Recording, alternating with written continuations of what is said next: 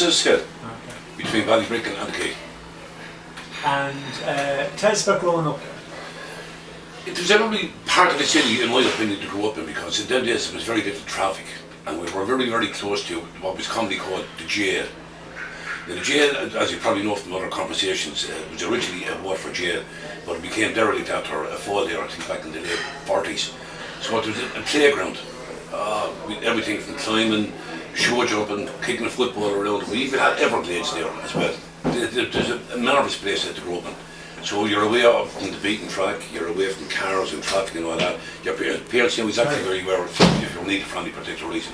Every part of the town to grow up in, in my opinion. So it was a lot of rubble in there, wasn't it? All the stone. Yeah, exactly. Stone. And then, like as I said, there was kind of tracks around the rubble where we used to play show jumping and things like that. And then there was another track facing Jail Street, we used to play football. So it was a marvellous place. We spent hours upon hours up there.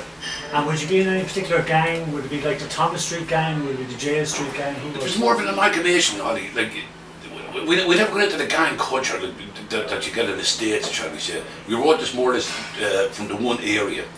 And like, being from the one area, we all had inner city values, in my opinion, what I would call inner city values, which meant like that you were nice to old people. There was things you wouldn't do, like knock on doors against elderly people.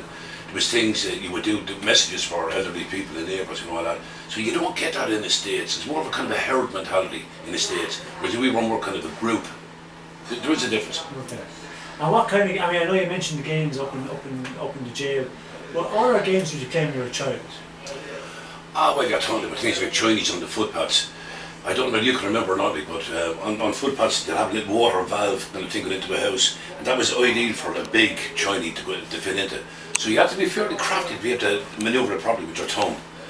The girls then would be swinging out the poles, the telegraph poles and all that, obviously chasing one another, ambushes as we used to call it, waiting for someone to come out of a shop and ambush them for their goodies, shall we say.